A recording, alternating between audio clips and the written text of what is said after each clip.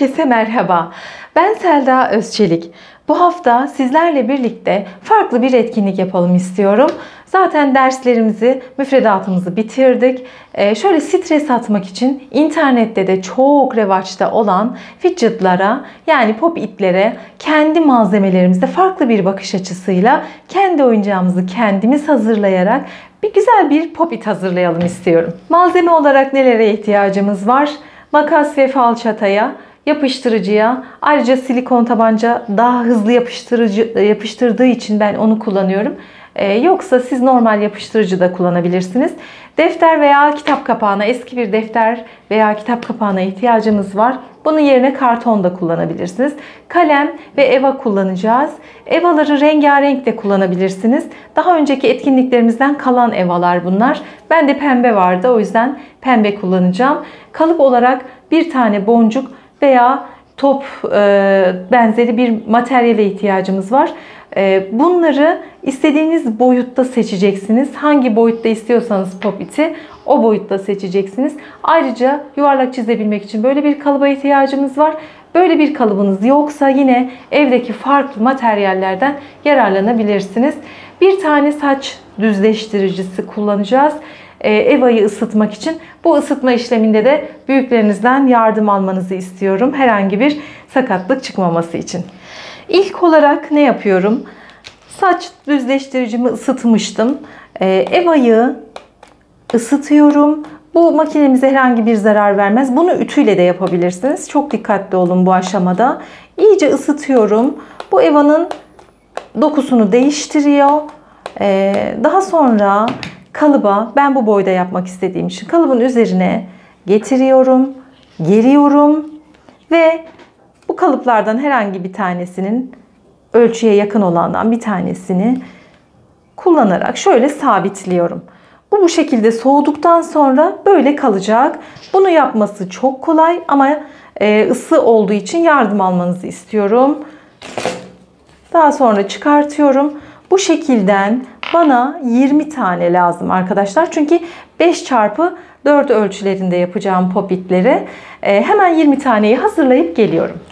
20 tane hazırladım. Çok da güzel görünüyorlar. Şimdi bundan sonra yapacağım aşamalar çok daha kolay. Ne yapacağım?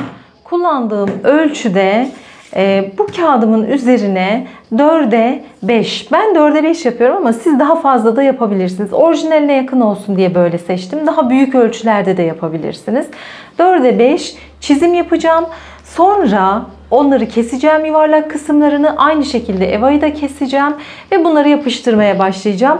Ben bütün bunları yavaş yavaş yaparken siz hızlı çekimde izleyeceksiniz.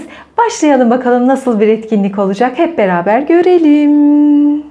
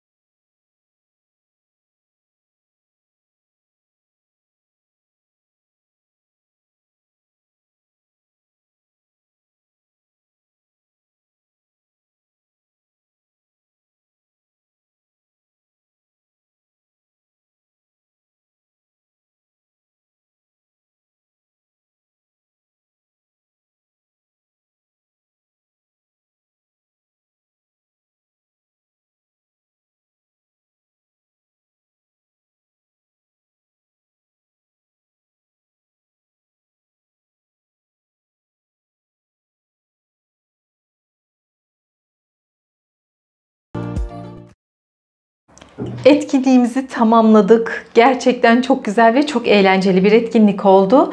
Ben orijinaline çok yakın olsun diye küçük ölçülerde çalıştım ama siz isterseniz daha büyük ölçülerde tabii ki yapabilirsiniz. Rengarenk de yapabilirsiniz. Bu oyuncağın en çok sevdiğiniz tarafı zannediyorum ki sesi. O zaman biz de hemen test edelim.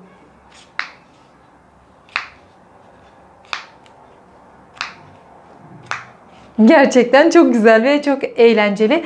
Umarım etkinliği beğenmişsinizdir ve sizler de denersiniz. Ben çalışırken gerçekten çok eğlendim. Bu haftaki videomuz bu kadardı. Bir sonraki haftada farklı bir videoda ve etkinlikte tekrar görüşmek üzere. Şimdilik hoşça kalın.